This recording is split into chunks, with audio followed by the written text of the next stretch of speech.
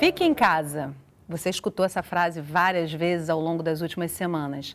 Mas salvo você tenha uma farta poupança ou uma renda que siga garantindo o pagamento das suas contas, essa orientação está te deixando preocupado ou preocupada. O Brasil tem 24 milhões de trabalhadores autônomos que, se não saem para trabalhar, não têm renda.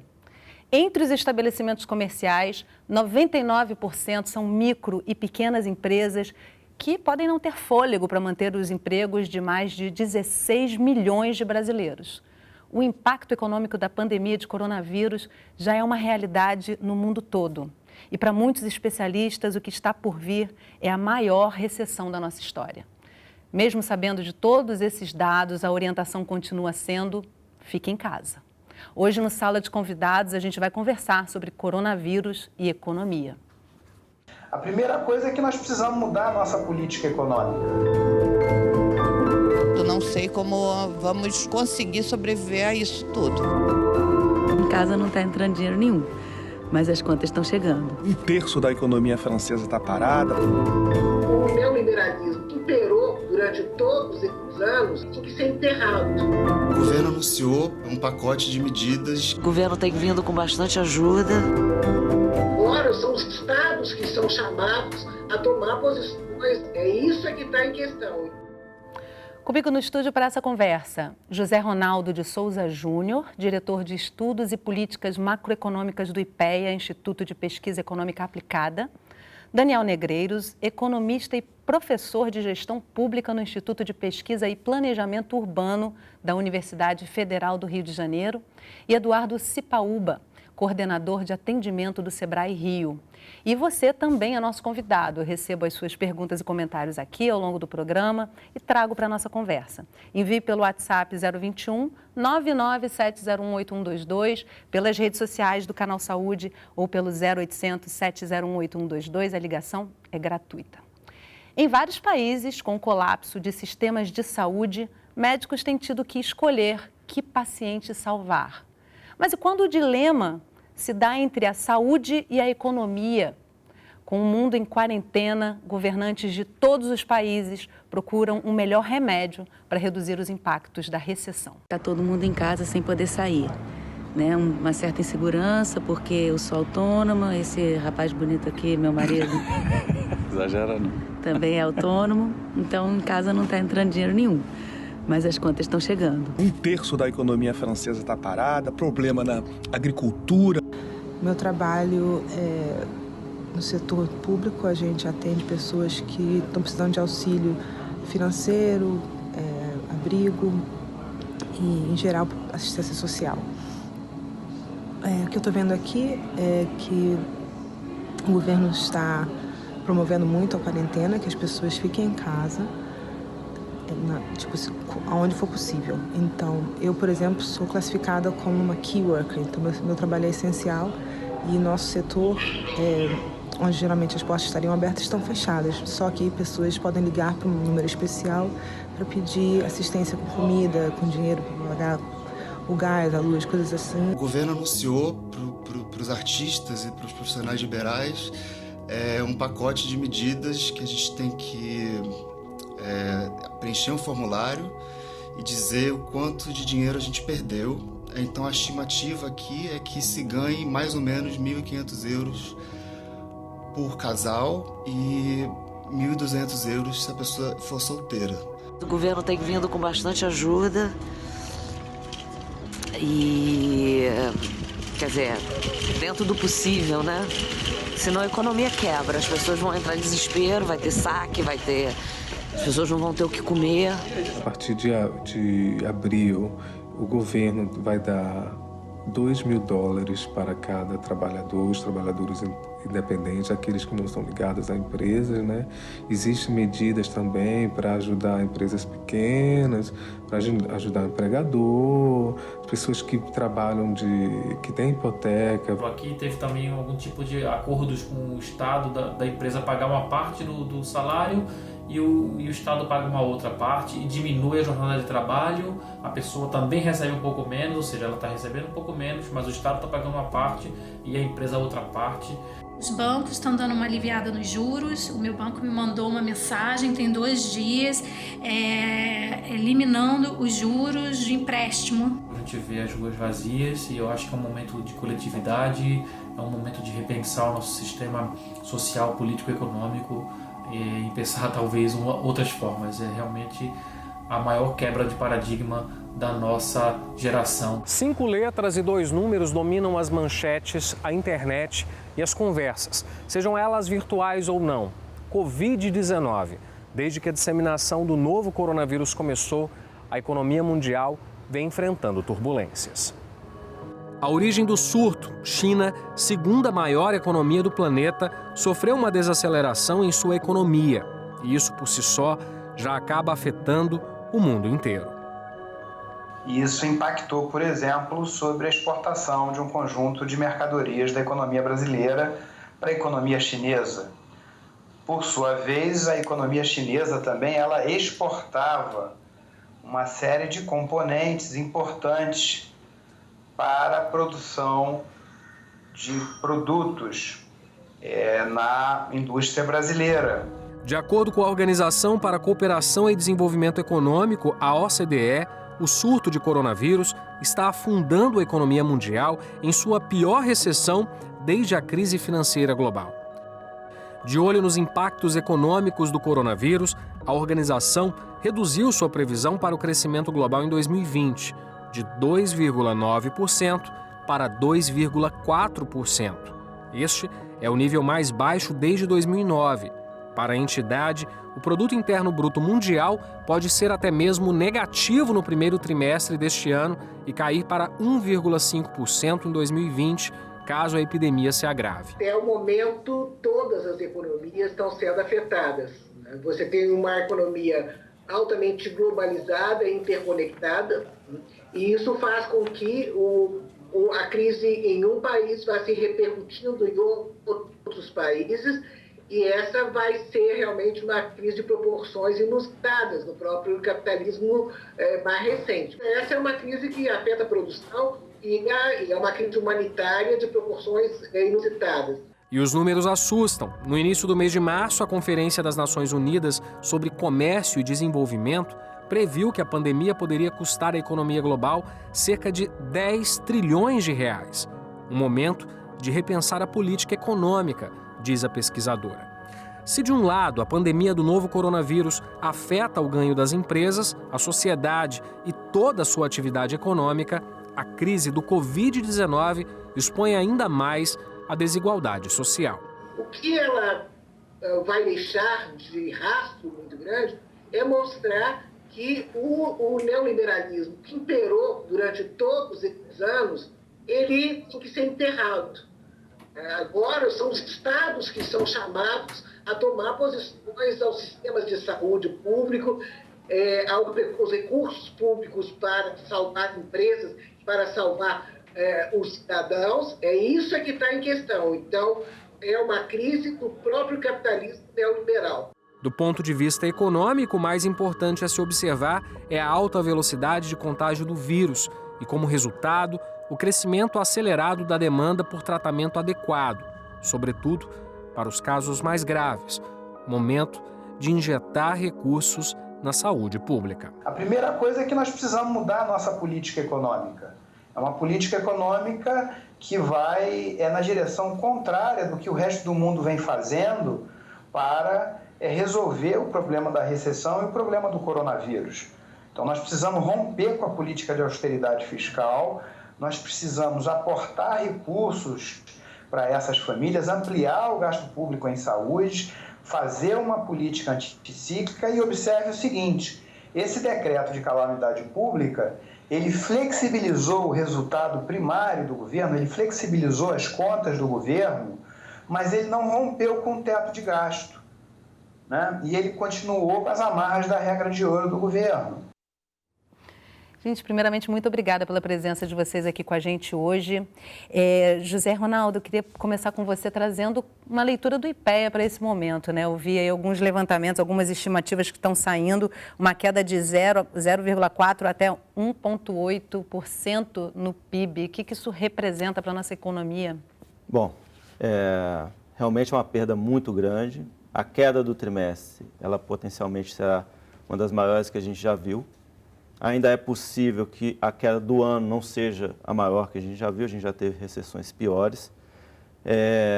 Tudo isso vai depender dessa ajuda governamental, mas eu acho importante destacar o seguinte: a gente tem que ter uma atuação para o momento da emergência e uma atuação de longo prazo diferente. A gente não pode jogar tudo para o alto em termos de política econômica, sob o risco de realmente inviabilizar a retomada do crescimento a longo prazo no Brasil. Então, a gente tem que atender a emergência, mas restrição orçamentária ela existe para as famílias, para as empresas e para o governo também. Então, a gente vai ter um gasto muito alto agora, depois a gente vai ter que contornar essa situação nos próximos períodos, sem perder essa institucionalidade do controle fiscal para os próximos anos. A emergência é uma coisa e depois a história é bastante diferente. Tentar pensar com calma nesse momento, que é o que está bem desafiador, né, Daniel? A Sônia Fleury fala num novo paradigma, assim como também um residente que está na Espanha fala desse momento de criação de um novo paradigma para a economia. Como é que você avalia isso? Na verdade, é nesse sentido que eu discordaria bastante, porque, de fato, a gente está num momento de ruptura de paradigma. Eu diria que a crise da pandemia, ela não mudou a natureza do nosso sistema econômico. Ele continua funcionando da mesma forma. As pessoas produzem se elas conseguirem vender mais. Existe uma restrição material, que é o máximo que pode ser produzido, produto potencial, mas a demanda puxa o crescimento, o desenvolvimento e a produção. Então, nesse sentido, a gente continua funcionando do mesmo jeito. O que aconteceu é que agora é muito mais difícil fazer as coisas funcionarem. Então, o desafio é muito maior. Por isso que as contradições de escolhas de política econômica anteriores se tornaram mais exacerbadas. Eu diria que nunca fez sentido a gente priorizar equilíbrio fiscal em detrimento do desenvolvimento econômico, até porque o governo não é igual uma dona de casa, não é igual uma empresa. O fato que a gente costuma passar por cima é que o gasto público, pelo menos do governo central, por definição, né, contábil, por tautologia mesmo econômica, é emissão de moeda, né, porque a gente cria M1, a gente cria créditos bancários. Então, é emissão de moeda. Dessa forma, a gente vai continuar precisando que o gasto público ocorra emitindo moeda. A diferença é que a gente agora precisa de muito mais. Por quê? Porque a gente tem um colapso das rendas da população, a população agora não tem como se manter. A gente tem dois componentes nesse momento que precisam ser realmente levados em conta. Existe o colapso da renda, que faz com que as pessoas não possam comprar o que pode ser produzido, mas existe também um colapso do produto potencial, né, que significa que a gente vai poder produzir bem menos, porque as pessoas não estão trabalhando, e essa produção está toda desarrumada, né, porque agora a gente precisa de muito mais produtos para lidar com a pandemia, máscaras, equipamentos para tratar as pessoas, bens essenciais, alimentos precisam ser mantidos, a gente precisa continuar produzindo. Então, a gente precisa de dois elementos de planejamento. Um, sustentar a renda das pessoas e outro, garantir que não haja desabastecimento. Mas eu diria, para finalizar, que a gente vai precisar olhar de maneira diferente para os nossos objetivos. Equilíbrio fiscal, eu diria que não pode ser a nossa prioridade, mesmo durante a recuperação. Talvez um remédio para um outro momento, não agora, né? Eu diria que nunca. Vamos falar disso mais um pouco ao longo do programa. Eu quero trazer o Eduardo aqui para a nossa conversa. Acho interessante observar que os depoimentos dos brasileiros que estão vivendo fora do Brasil falam o tempo todo de uma preocupação do governo com o indivíduo, com a família, com o pequeno, né? A salvação dessa economia familiar e das pequenas empresas, porque elas empregam muita gente, né? Como é que o Sebrae está avaliando esse momento, Eduardo, e o que está previsto aí para vocês no horizonte aí para as pequenas empresas que hoje representam a grande parte da economia brasileira, né? Se algum tempo atrás, eu falo de muito pouco tempo, a agenda da micro e pequena empresa no Brasil estava muito pautada pela agenda da produtividade, do crescimento dessa produtividade, agora a chave virou. Então, essa agenda está muito mais pautada, né, na subsistência, né, na continuidade dela, olhando, né, um curto prazo e olhando um longo prazo. Só que esse senso de urgência mudou. Então, a intensidade de tomada de decisão que o empresário pequeno está tomando, ela é brutal. Então, Os depoimentos que a gente recebe diariamente são nessa linha, né? Então, cada dia tem sido uma jornada diferente. Então, no primeiro momento, essa questão é manter a calma, né? Então, aquela metáfora do avião, né? Se você tiver algum problema no avião, primeiro você tem que colocar a máscara em você para depois você cuidar de alguém que está do lado. Então, primeira coisa para a gente lembrar que as empresas elas são constituídas por pessoas, antes de qualquer coisa. Então, as pessoas têm que tentar manter o centro, o equilíbrio, buscar o máximo de informação possível, informação confiável, para conseguir tomadas de decisões rápidas. Há uma profusão de informação muito grande hoje em diversos âmbitos. Então, as maiores demandas, né, que o SEBRAE tem recebido nesse momento, elas estão ligadas às questões de acesso a crédito, para esse momento agora de manutenção das atividades, tudo que é ligado às questões de mudanças de regras e enfim, as questões tributárias. Então, é muita informação para o empresário conseguir processar isso a tempo. E o terceiro tópico também que tem sido bastante demandado e que a gente está muito atento a isso, tentando dar respostas rápidas, é que quem já tinha algum tipo de operação no seu negócio voltada para canais de comercialização online, internet, quem já tinha isso está jogando mais lenha nessa fogueira. E quem não tinha está indo para isso, né? Em alguns casos até meio que no desespero, mas é fundamental que a gente consiga suavizar isso. Alguns setores já têm reportado perdas, né, de receitas brutais, então setores como, por exemplo, de pequenos negócios na parte de comércio de vestuários, que é um dos quinais aí mais presentes, né, nos pequenos negócios do Brasil, eles estão sendo duramente impactados com isso. O setor de alimentação já está reportando um volume de demissões, infelizmente, né, mas a queda de faturamento é um pouco menor e os setores essenciais, aí, como os mercados, são, a princípio, nesse curto prazo, os menos afetados.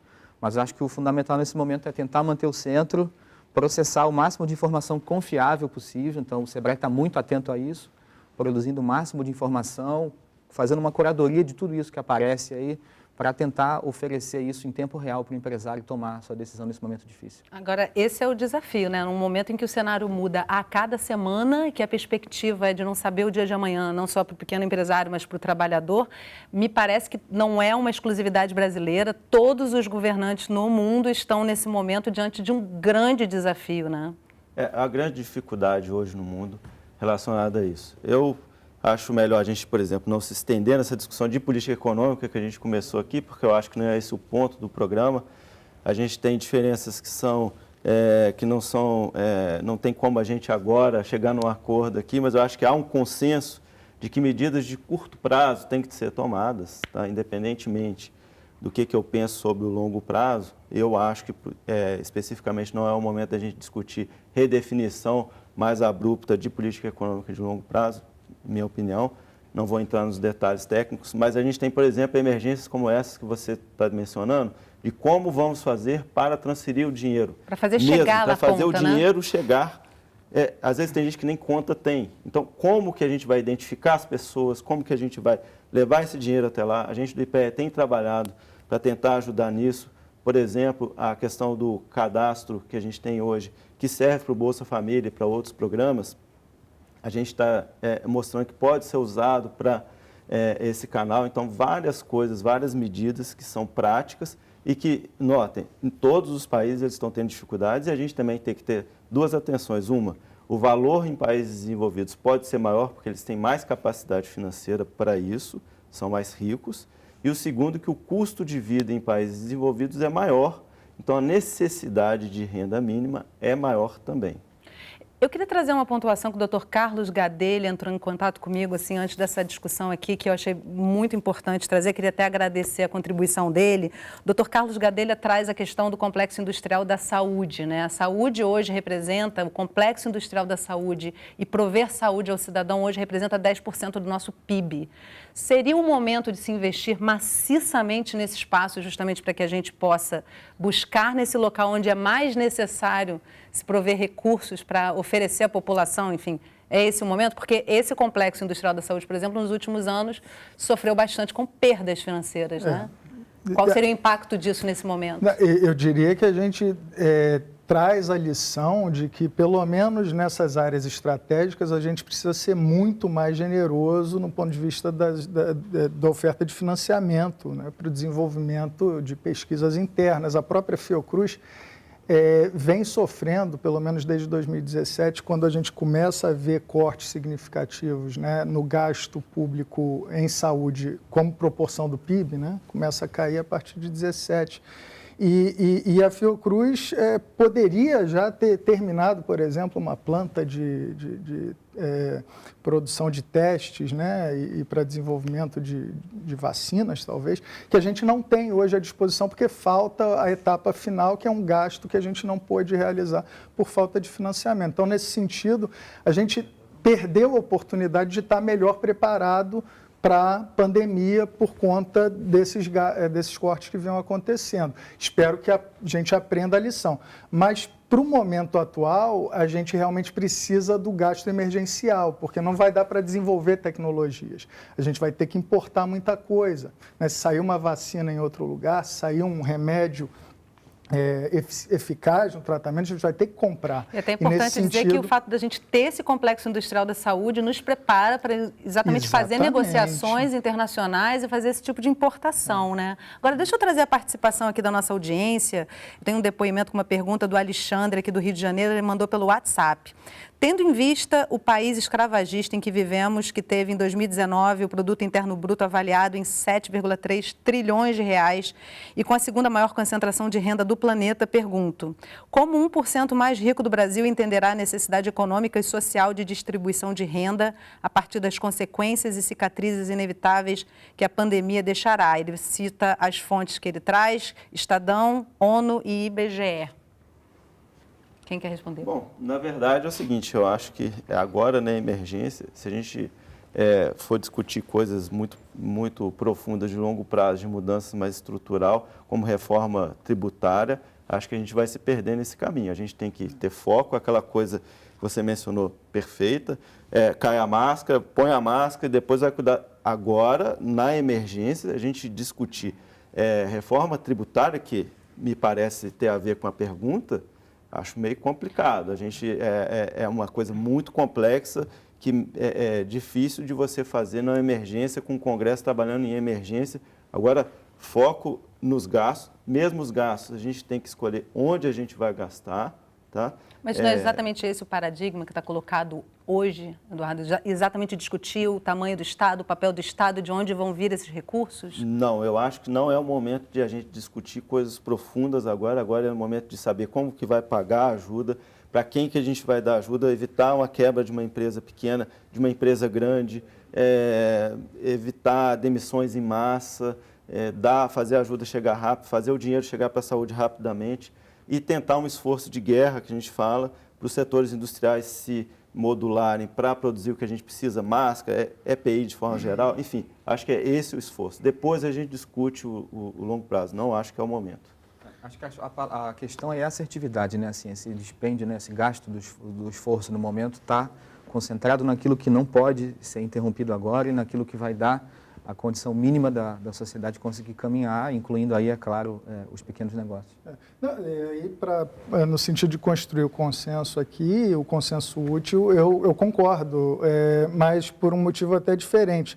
Eu diria que ficou claro no mundo inteiro que não há restrição financeira equivalente a que a gente experimenta para governos soberanos que gastam na sua moeda.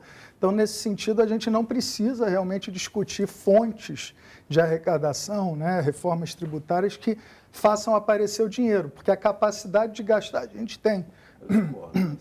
A gente tem a capacidade de gastar. Vale um debate longo isso, né? Que bastou a decretação de um estado de calamidade para que a gente descobrisse fontes de gasto alternativas. O mundo todo hoje está gastando percentuais enormes do PIB. A própria Alemanha, que sempre praticou austeridade, porque podia, na sua situação, para manter o desenvolvimento, sempre praticou, decidiu, agora vai aparecer o dinheiro. Agora, eu pergunto a vocês, com relação ao teto de gastos, nós vivemos sobre uma limitação, né, do teto de gastos desde 2017, não seria esse o momento de se repensar com urgência esse teto de gastos? Não. Principalmente na área de saúde? Exatamente não. Vou dizer por quê. Bom, o teto dos gastos não impede em nada os gastos extraordinários que estão sendo feitos, simplesmente não impede, não tem nada a ver, ele permite esses gastos, tá? eu discordo veementemente, mas não quero entrar, como eu falei, nessa discussão. Eu estava querendo fugir dessa discussão aqui, mas ele volta na discussão. Essa discussão aqui hoje é impossível não fugir dela. Seguinte, que o dinheiro, tá? Emissões de moeda, a gente conhece bastante o efeito, gera inflação. Tá? Se fosse uma... E eu não acho que esse seja o momento, quando eu estou falando, a gente precisa ter foco agora. A gente precisa ter foco em discutir as coisas emergentes. Eu não acho que seja o momento de a gente ficar discutindo se a política tem que ser keynesiana, se ela tem que ser isso, aquilo. Acho que agora é o foco, é o momento da gente focar nas medidas emergenciais, evitar que o Sebrae, que o pessoal que depende ali de pequena empresa, quer fazer o dinheiro chegar rapidamente para evitar que haja uma convulsão social. Só um detalhe, porque ao reforçar essa ideia de que existe restrição, inclusive depois eu acho importante também explicar exatamente o que causa inflação de demanda, não é aumento no estoque de moeda, até porque senão cada vez que a gente tomasse um empréstimo, a gente teria um efeito inflacionário. Empréstimo para a pessoa física num banco cria moeda. Então, o que cria inflação é demanda demais, que é o que você tem toda a razão. Temos que garantir que a gente não tenha um excesso de gasto, porque a capacidade produtiva vai cair. Então, nesse ponto, a gente pode ter convergência. Agora, é problemático a gente ficar insistindo que falta recurso nesse momento, porque é o momento da gente ignorar qualquer restrição, porque a gente precisa garantir que a população tenha renda para sobreviver. Então, eu vou precisar interromper esse caloroso debate, porque eu acho que é exatamente o ponto principal dessa crise que a gente já vive nesse momento, dessa urgência que se vive nesse momento. Acho que é um debate válido, importante, não tem como fugir dele, mas o Sala de Convidados precisa fazer um breve intervalo e volta já, não sai daí.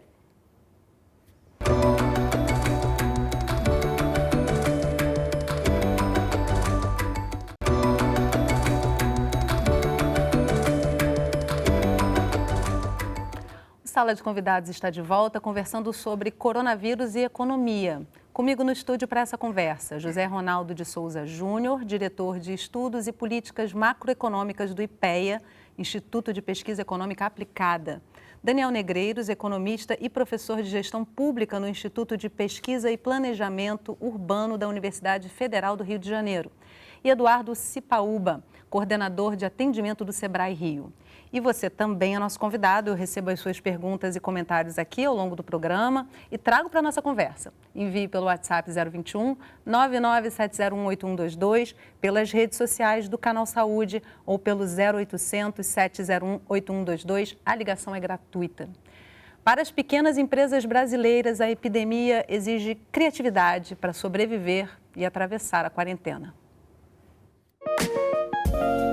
Um espaço aconchegante e cheio de afeto. Na cozinha, mãos à obra. Com a pandemia do novo coronavírus, agora tudo por aqui é delivery.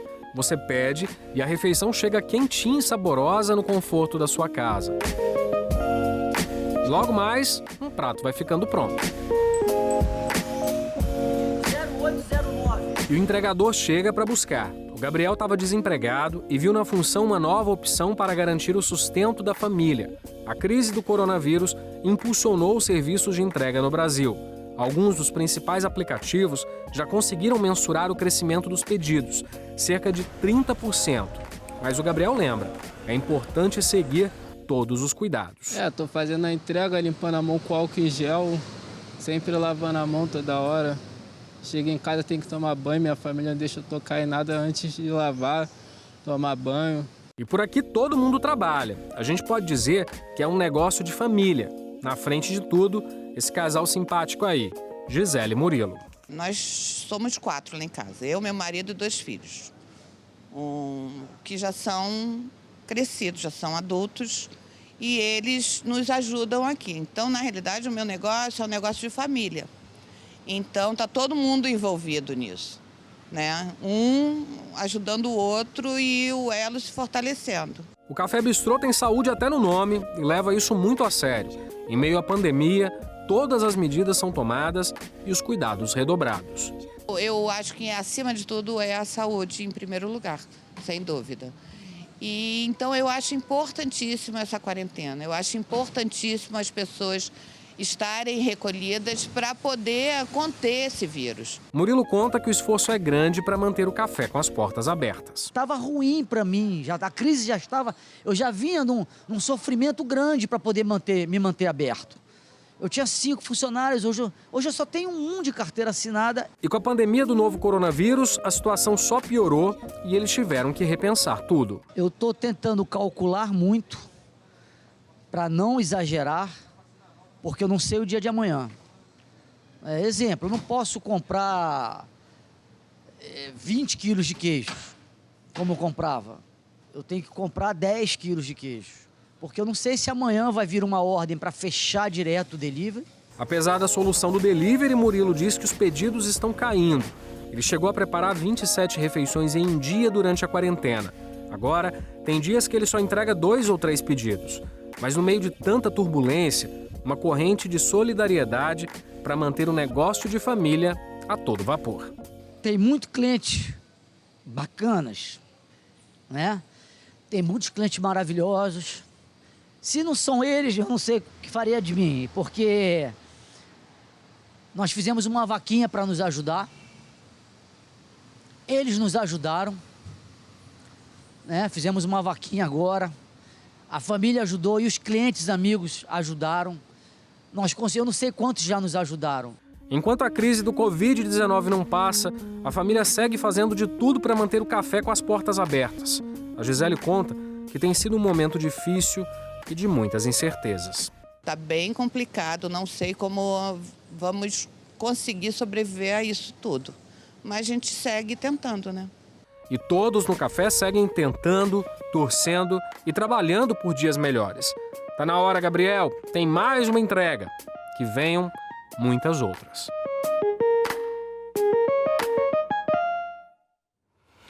A gente vê ali a realidade do Saúde para Nós, que é esse café, mas é uma realidade comum, está em todas as esquinas, né, Eduardo?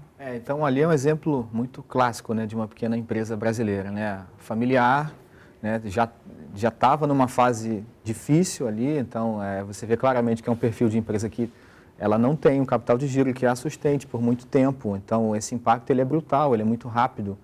Então lidar com isso tem um aspecto ali humano, emocional, que a gente viu que é muito claro também. E que, eu repito, né, nesse momento a gente fica muito preocupado com o técnico, mas a gente não pode deixar o humano de lado. Então, assim, a gente tem também uma preocupação com as nossas equipes de humanizar esse atendimento, de preparar as pessoas para fazer essa escuta. Isso já acontece no dia a dia.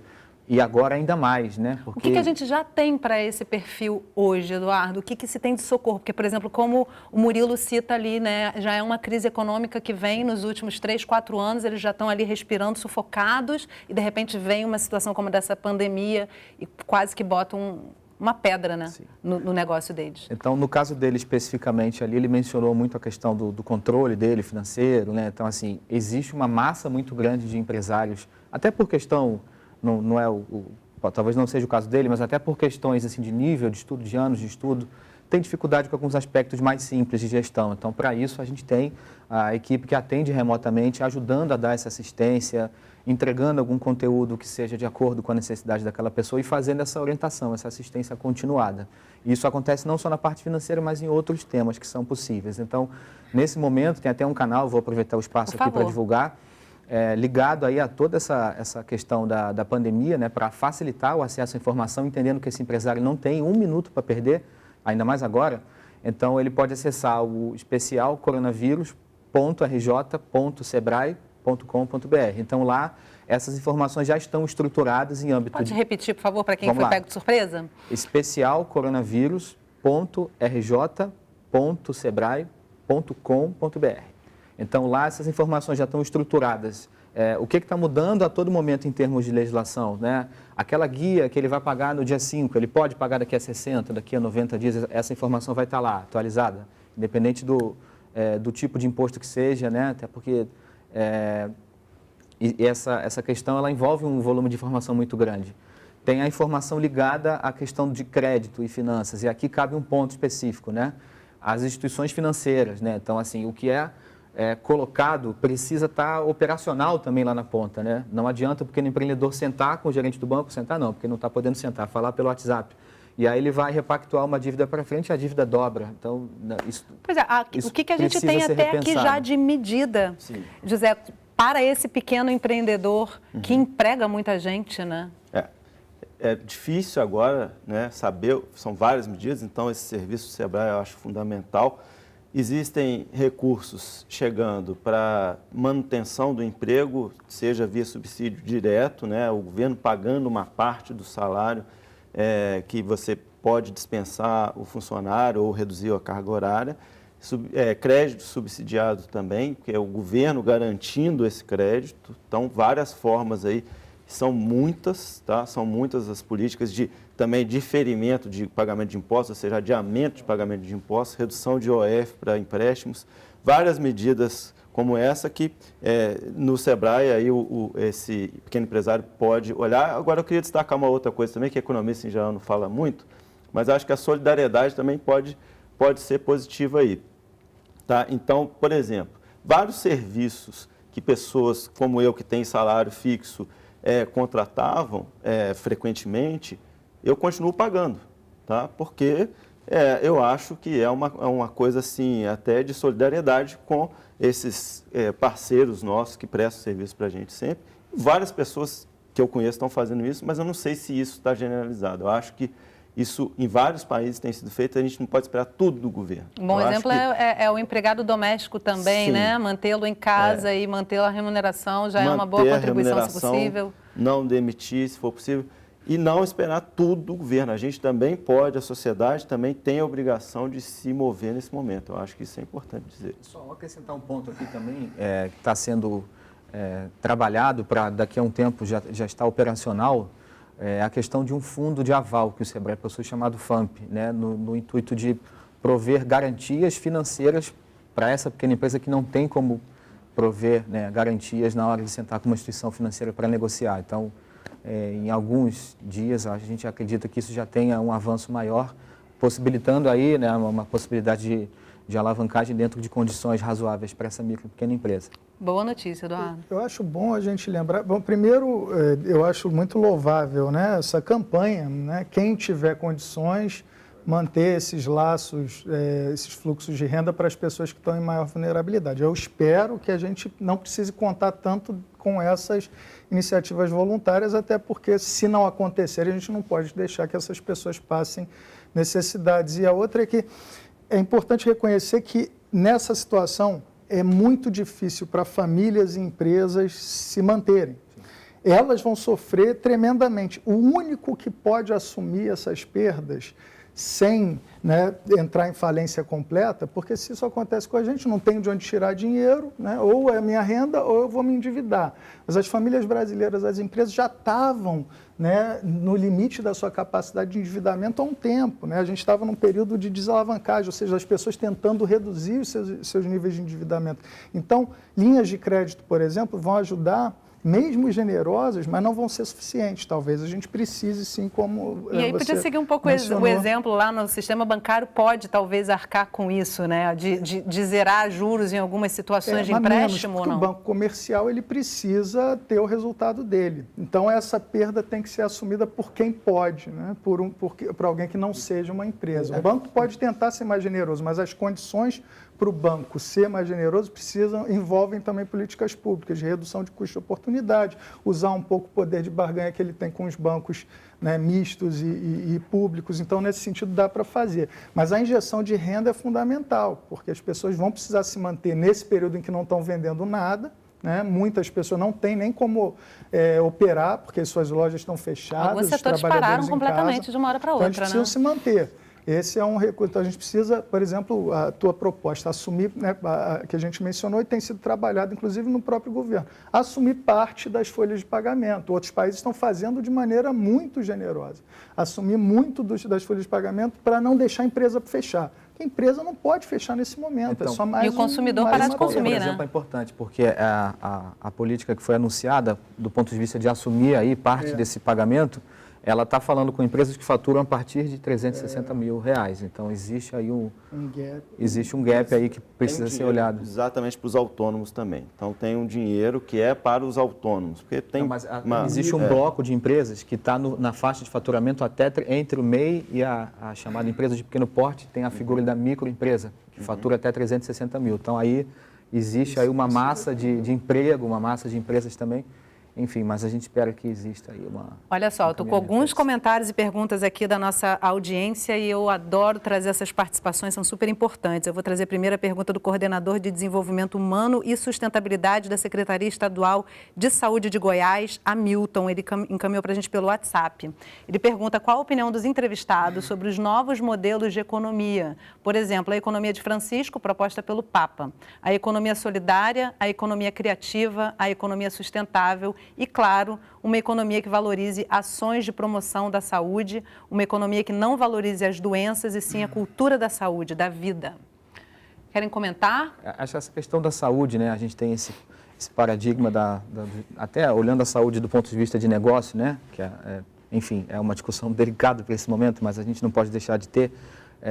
Tudo é muito baseado ainda na doença, não na prevenção, apesar da gente ter programas, né, bem-sucedidos. Então, acho que é um paradigma aí que todo mundo tem que pensar junto, né? O governo, a sociedade civil, o mercado, de como modelos de negócio também, além das políticas governamentais, podem passar a trabalhar de forma mais acessível, né, para camadas mais desassistidas, né, instrumentos que permitam essa prevenção e não somente a questão da doença, né? Porque ela, na verdade, chega lá, um amigo meu até falava a questão da vistoria do Detran para os carros, né? Então, a gente não tem hoje, apesar de alguns programas bem-sucedidos, o SUS ele ser um sistema elogiável em muitos aspectos, né?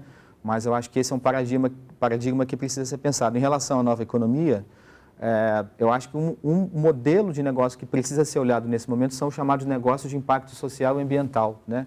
Que já é uma seara que existe há algum tempo, inclusive com fundos de investimento privado aportando recurso nisso, porque o investidor ele vai estar olhando não só a linha dele de retorno financeiro, mas ele vai estar olhando o impacto ambiental que está causando aquele modelo de negócio ou o impacto social positivo que aquilo está trazendo. Quando você tem um negócio de saúde que é acessível para uma camada mais humilde da população, quando você pensa um modelo de negócio educacional que ele pode ajudar a resolver algum gap. Então, eu acho que é uma forma da gente conseguir unir um pouquinho, né, a expertise pública e a privada e chegar num meio do caminho ali que consiga ponderar as coisas. Buscando equilíbrio. Alguém mais quer comentar? Eu ainda tenho mais participações aqui. Agora, a nossa audiência está botando uma lenhazinha aqui na fogueira e eu vou trazer a participação deles para vocês, tá? A pergunta do assistente social Adriano Lima de Brasília, também pelo WhatsApp.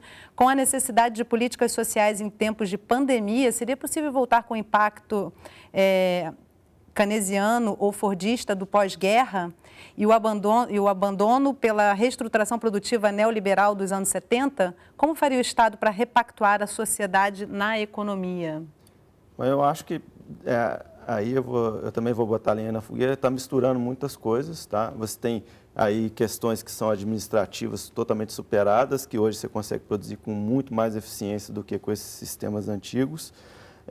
Já se provou no mundo inteiro que se desenvolveu que as empresas privadas conseguiram ter mais eficiência, ter mais produtividade, que é uma coisa que a gente peca muito, a gente tem baixíssima produtividade, a gente tem baixa escolaridade, e isso é uma coisa que não vai resolver com um planejador central, pelo menos eu espero que não, porque, em geral, os países que têm esse planejador central também têm autoritarismo, coisas que a gente também não quer, tá? Então, eu acho que aí tem misturado muita coisa e, como eu disse, o momento é para a gente ter um foco em resolver emergência, discutir esse tipo de coisa de longo prazo, não vejo como sendo o momento. Comentários? Eu diria o seguinte, assim, parte dessa discussão é útil porque nos ajuda a lidar com a situação urgente de curto prazo, né? Eu preciso ter ferramentas de intervenção. Ele está trazendo um modelo, um exemplo histórico, né? Sim, de funcionamento disso. E, de certa forma, um tipo de operacionalização das intervenções estatais que hoje estão se mostrando absolutamente necessárias. Inclusive, acho que até um falso dilema, né, entre quem faz melhor, o privado ou o público, até porque nesse momento se mostrou muito óbvio que quem precisou ser mobilizado foi o público. Então, eu até concordo contigo que dilemas administrativos, operacionais, precisam ser bem avaliados para a gente continuar essa revolução paradigmática no futuro. Né? Eu acho que a gente pode copiar muitas técnicas administrativas no setor público para que ele não reproduza esses resultados ineficientes que você estava descrevendo. É verdade. Tem muitos espaços da administração pública que estão, né, tem técnicas de gestão ultrapassadas, a gente precisa modernizar, inclusive copiando o que se faz bem no setor privado. Agora, dizer que é impossível fazer bem no público ou não, eu acho um pouco... Bom, eu não falei que era impossível sim, fazer sim. Então, no público, eu disse sendo... que na média a produtividade é maior porque a estrutura de incentivo ela gera a produtividade maior. Essa é uma diferença. Uma discussão que está posta hoje é a presença dos sistemas universais de saúde nesse momento, né? O que tem havido uma série de comparativos em países que não têm esse sistema universal de saúde gerenciado de forma pública através dos estados e quão importante isso é, né? Assim, como disse o ministro da Saúde, que bom que temos o SUS nesse momento, Exatamente, né? Complementando, né? O privado faz muito bem, o que dá dinheiro faz muito bem. O que dá dinheiro. Esse é um incentivo que funciona bem, mas em certas situações há uma desconexão entre o que dá dinheiro e o que é socialmente importante. Então é importante que a gente consiga casar os dois mecanismos de incentivo, casar os mecanismos de incentivo, o que dá dinheiro no privado e o que atende à necessidade coletiva pelo público. Isso acho que a gente pode casar muito bem. Porque aí são as falhas de mercado. Então a gente tem um problema, no caso, por exemplo, de saúde pública, que muitas vezes é difícil o cidadão se financiar e conseguir financiar um plano de saúde. Então, aí é uma falha de mercado, que sim, é um típico problema que o Estado tem que entrar, entendeu? E aí ele precisa prover. Mas a gente também tem que olhar, por outro lado, no caso brasileiro, experiências de sucesso no mundo de como melhorar esse gasto, de como fazer esse gasto ser mais eficiente. Por exemplo, não se investe da forma como deveria em saúde da família, que é a prevenção, que foi mencionada aqui anteriormente, que reduziria muito o gasto naquele hospital terciário, que tem custo altíssimo. Esse tipo de discussão também tem que ser feito. Não adianta a gente só discutir, vamos colocar mais dinheiro, mas como? Perfeito. Em qual eficiência? Perfeito, aí a gente concorda 100%. Eu acho que isso no Estado e mercado, porque o mercado ele tem uma capacidade de inovação e o Estado ele vai estar olhando o bem comum. Então, acho que é como você falou, juntar ali as melhores ferramentas. E só lembrando, o Sistema Único de Saúde também abarca, né, a saúde complementar, a saúde privada, ela também através da ANS, né, a gente tem aí uma série de ações que também estão incluídas dentro do SUS. Eu queria ainda trazer mais uma participação aqui da nossa audiência, a pergunta de Rita Abib, de Mogi das Cruzes, em São Paulo. O Estado foi obrigado a olhar para a sociedade em detrimento da economia e está perdido diante do susto que tomou. Isso é devido a todo o descaso de anos nas políticas públicas? Eu acho que a gente tem que olhar, é o que eu estou querendo dizer, a gente precisa ter uma noção de que não basta só colocar dinheiro, a gente tem que avaliar bem o gasto, tá? E não estava sendo feito em vários momentos em que estava se gastando muito dinheiro em política pública, essas políticas públicas não estavam sendo bem avaliadas e aí você tem um problema. O gasto não vai para onde devia, não vai focado em onde ele devia focar, e aí eu acho que isso é uma discussão que está sendo bastante colocada aí já há algum tempo, tá? Por conta de insucessos de várias políticas que não focaram bem no público-alvo, tá? No público que precisava dessa questão aí da falha de mercado. Você tem que atender mais ao fulano e não ao ciclano. Por quê? Porque esse aqui tem dificuldade, esse aqui não tem. Não, isso aí eu concordo perfeitamente. Eu acho que o gasto tem que ser materialmente eficiente, né? Ele precisa atingir bem. A gente não pode desperdiçar recursos. Recursos a gente não pode desperdiçar. Então, para atingir um objetivo, vamos fazer da melhor forma possível, inclusive adotando ferramentas de gestão mais desenvolvidas o possível.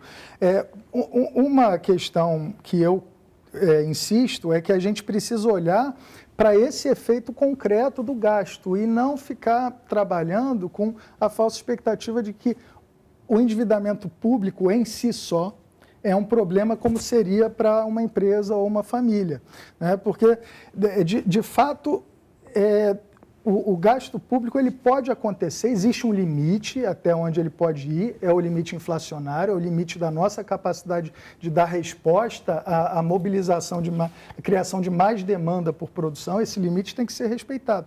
Mas a gente estava olhando para limites que eram arbitrariamente impostos e que nem sempre produziam resultados interessantes. Então, hoje é hora da gente abrir os olhos e perceber que a melhor forma de se preparar, inclusive, como você estava dizendo, para o momento atual, teria sido gastar bem, mas gastar o suficiente para que a gente esgotasse as oportunidades de melhorar o nosso sistema de saúde. Isso envolvia os dois lados, gastar mais, mas gastar muito melhor. Inclusive, como você falou, reforçando, né, soluções mais baratas materialmente, como a saúde da família, mas, ao mesmo tempo, precisava dar um apoio maior financeiro. Olha só, a gente está caminhando para o final do programa. Eu tenho um comentário aqui, na verdade, 2 comentários, um concordando com o José e outro discordando do José. Eu quero trazer os 2 aqui para a gente já ir para os nossos comentários finais também. A discussão é longa. Comentário da Rita Bibi, ela discorda do entrevistado José Ronaldo. Segundo ela, o Estado tem que se agigantar nesse momento. Estamos assistindo a solidariedade humana, ou melhor, ações humanitárias. E o comentário do José Carlos, aqui do Rio de Janeiro, pelo WhatsApp, ele concorda com o entrevistado José Ronaldo e faz uma analogia. Um barco em alto mar, com a pescaria muito lucrativa, quando surge um buraco na embarcação, não adianta continuar colocando peixe para dentro. O que deve ser feito é voltar imediatamente ao porto. Ou seja, esse é o momento que só nos resta voltar para casa. Bom, eu acho que é uma unanimidade que, no momento, a gente tem que aportar recurso público. Eu não vejo ninguém discordando disso. Realmente, eu não vejo ninguém. E aí você ficar pode em casa, né? E ficar em casa, quer dizer, quem pode ficar em casa, ficar em casa, quem pode trabalhar remoto, trabalha. Eu já estou trabalhando muito, até mais do que o normal, porque não para nunca, não tem fim de semana. E essa pode ser um resultado dessa epidemia, né? Uma nova forma de trabalho, não nova, né? Mas, enfim, vai se agigantar essa forma de se trabalhar remotamente, provavelmente, né? Sim, provavelmente essas soluções, elas vão ficar mais comuns, que a gente, na marra, teve que aprender, né? Mas, assim, empresas estão funcionando, soluções estão sendo feitas, o Sebrae vai enxergar muita coisa aí que vai surgir, a criatividade também vai surgir nesse lado. Eu acho que, assim, quando eu falo com solidariedade, eu não estou falando que o Estado não tem que entrar, mas é importante cobrar da sociedade também que ela tente ajudar na forma possível, sem que, para isso, todo caso, você tenha que ter uma intervenção governamental. Principalmente quem tem mais, né? Sim. Acho que isso não é discutível. Como é que o Sebrae faz, agora, para a gente se encaminhar realmente para o final do programa, queria que cada um de vocês, nas suas áreas, trouxesse uma perspectiva de futuro. Hoje, o que o Sebrae vislumbra? Essa é uma pergunta de $1 milhão, eu acho, hoje, né? Em termos de futuro próximo, né? Ano de 2020 para as pequenas e médias empresas. A única certeza que a gente tem é que o mundo não será mais o mesmo, né? Então, é óbvio que o Brasil está englobado nisso, as pequenas empresas brasileiras também. Então, acho que, como eu falei no início, primeiro manter o centro, manter a calma, buscar o máximo de informação confiável, fugir de qualquer possibilidade de fake news para você não tomar uma decisão errada no seu negócio, nesse momento delicadíssimo. Então, acho que esse é um ponto essencial, fundamental.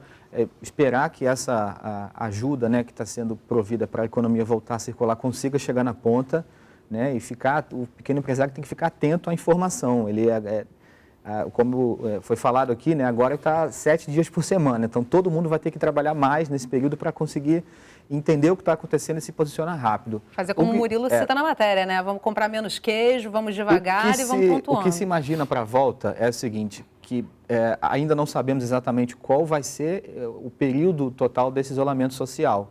E que após o fim dele, naturalmente, as atividades elas não vão retomar o seu fluxo natural do dia para a noite, por diversas razões.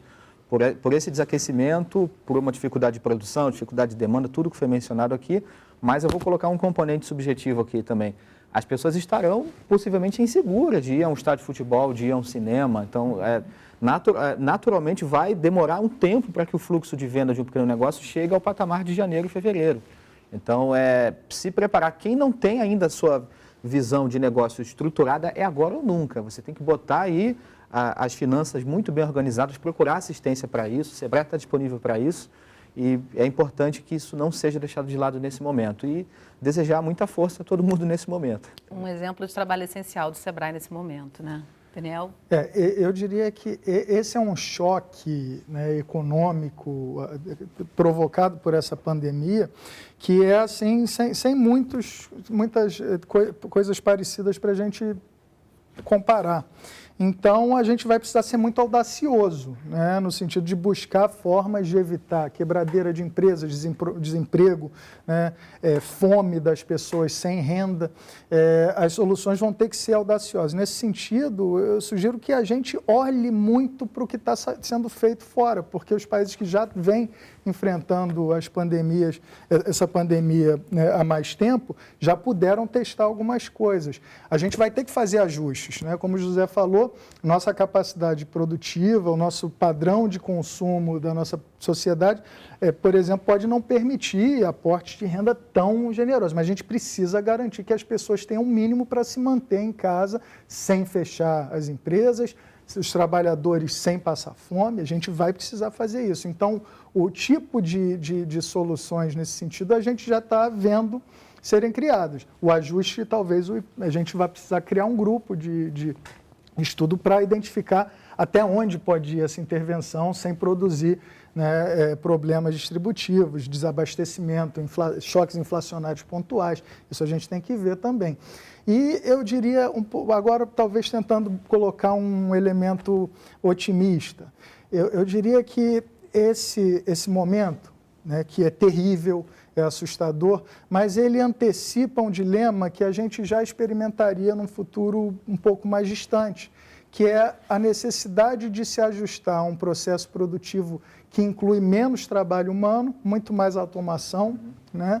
E que vai exigir, então, que essas pessoas que deixem de participar da produção do que a gente precisa para se manter, continuem tendo acesso ao produto, que é o dilema que nós temos hoje. Muita gente não está mais podendo participar do processo produtivo, está em casa sem trabalhar, mas precisa ter acesso à produção, porque precisa se alimentar, precisa se manter.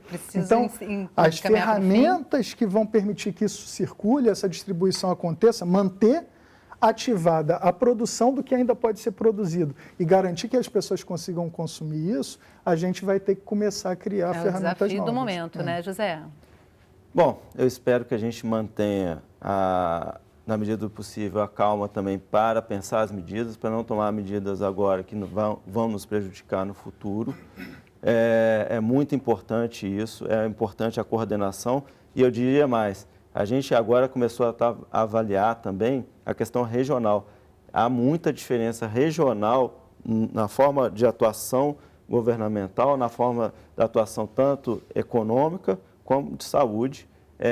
Esse afastamento social acabou se espalhando de forma desorganizada. Em alguns lugares não precisaria ter feito já de imediato, mas foi feito e aí agora a gente vai ter que coordenar, porque em um momento vai ter que ter a saída, essa saída eu espero que seja coordenada. Tomara que seja tudo muito coordenado, quanto mais conforme esse período de pandemia vá passando. A gente vai precisar dessa tranquilidade e de um olhar realmente organizado para que não haja, como foi citada por uma das pessoas no início do programa, um desajuste social com muitas perdas realmente, né, gente? Muito obrigada pela presença de vocês aqui com a gente no estúdio hoje e vamos torcer para que dê tudo o mais certo possível. Obrigada a você que acompanhou o programa de hoje. Se você quiser rever ou compartilhar esse programa, ele fica disponível no site do Canal Saúde. Eu espero você na nossa próxima conversa. Até lá!